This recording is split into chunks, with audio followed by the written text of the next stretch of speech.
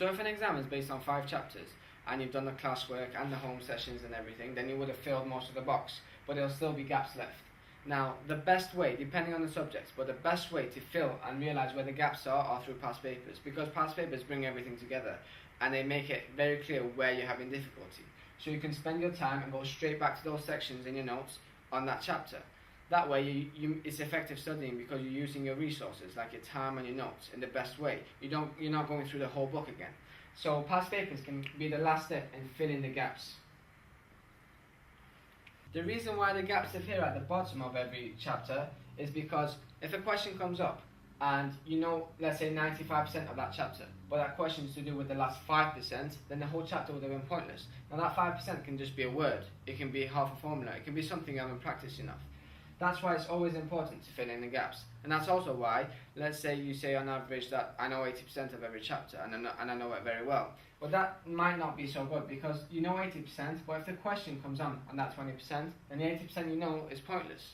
So far you have got your class notes, the notes you make in your home sessions, and the third piece of notes you want to make is the notes called the known unknowns, or the last week notes. Now, what this is basically every time you get a question wrong in a past paper, you write down what you got wrong. You write down the bit that you forgot or you made a mistake on. For example, in mathematics, if let's say you keep forgetting that cos x squared plus sin x squared equals 1, then you just write that formula on this note. Or let's say that when you integrate something with no limits, you forget to put plus c, then all you'd write is, on your notes, plus c, because that explains it by itself. So by the end, you'll have a note of everything that you got wrong. Now with some exams like mathematics or the sciences, you want to do as many past papers as possible because it's all practice, that's how you learn. But with some exams like ICT, where the questions keep coming up, similar ones year after year, then it's good to do, let's say, 4 or 5 past papers so you get used to writing for so long, for 2 hours, especially with the last paper. And you spend your other time, the other 5 past papers, you look at the questions and you don't write the answers down, you just think about them. You look at the question and then you look at and then you think about the answer. Now if it matches with the mark scheme, then you leave it at that. But if it doesn't, or if you've got something to add to it, or if you got it completely wrong, then in these notes, all you write is the question, and in bullet point form, you just write down what the answer is. That is, again, filling the gaps. So you're reading these notes throughout, and you're adding to it all the time. But just before you walk into the exam, the last piece of note you want to read is these notes. It's only going to be 3 or 4 sheets of all the mistakes you've made and everything that you've put right. Now, memorizing alone doesn't work, as we've already said, and especially it's a problem to do with synoptic papers. So you really need to understand something. Now, when you've got notes, and you've read it so many times, you can sort of remember how many points are to do with each issue and what those points are.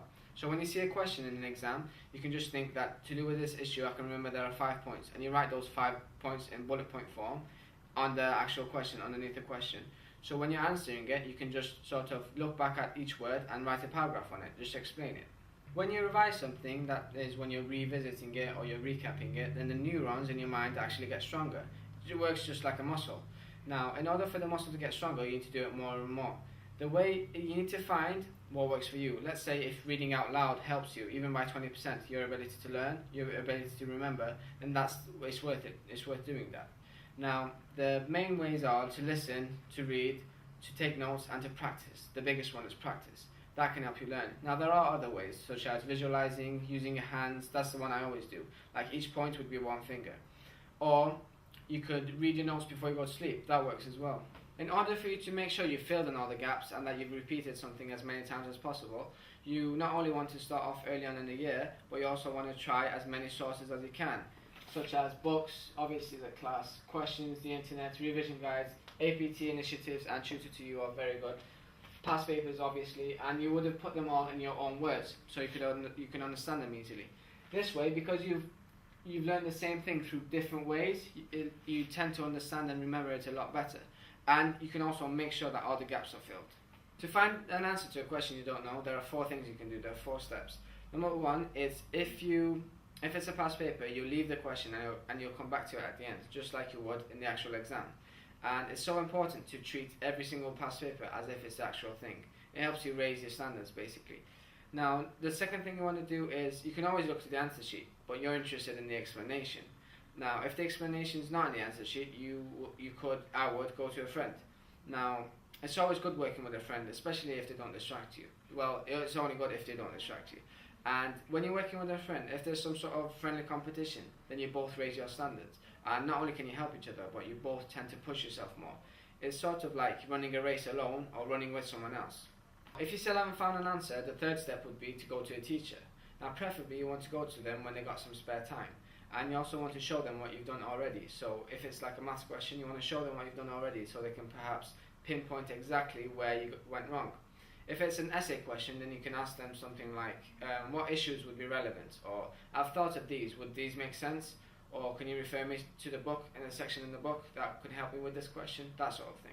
Finally, never leave a question unanswered. It's just generally a good standard or a good rule to have.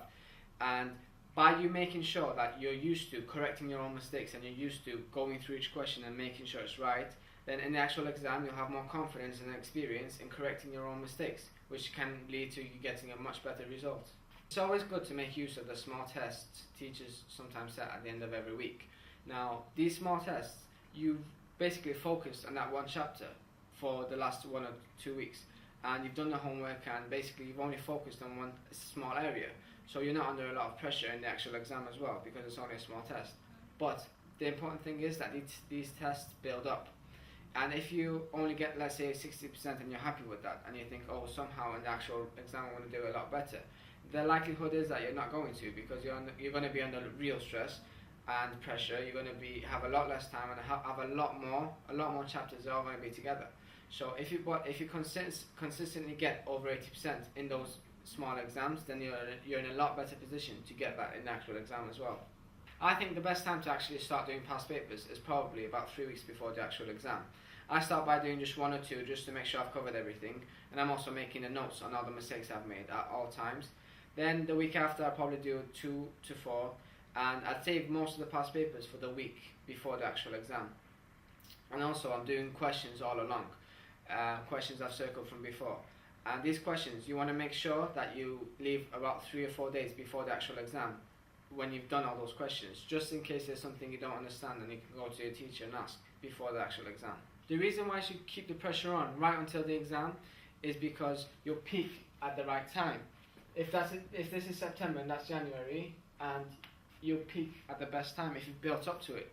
Whereas if you've done all the past papers 1 month before the actual exam, then what you'll find is that you're starting to forget the things, which can get frustrating. And also, you sort of get bored because you've already done it once and it's not challenging anymore, and that can lead you to make careless mistakes, which can result in you getting worse. Sometimes in a particular subject, you might find that when you're doing the past papers, the maximum you keep getting is 80 or even 90%. Now, that doesn't mean that you should stop at that and that's the maximum you can ever get, because that's wrong. The only reason why that's happening is because the gaps are getting smaller. The opportunity for you to improve is getting smaller, but it doesn't mean that there's still things that you can't learn. There's nearly always a new question in a paper, and because this gaps are getting smaller, it might take a bit longer, but eventually you will improve. And we've said from the beginning anyway, that the improvement is the main thing and not the result. And also, each time you're doing the paper, even if you haven't learned anything, the practice enough makes it worthwhile. But each new distinction and each new point you learn from your mistake, it will get you closer to getting over 90%. The last point to remember is that you have to read your home notes and your last week notes each time before you start the past paper. And also, after the past paper, firstly, you need to mark it straight away, and secondly, you need to go back to the home notes and read any chapter or any area you had a problem with, and make sure you don't forget to add any mistakes you've made to the actual last week notes.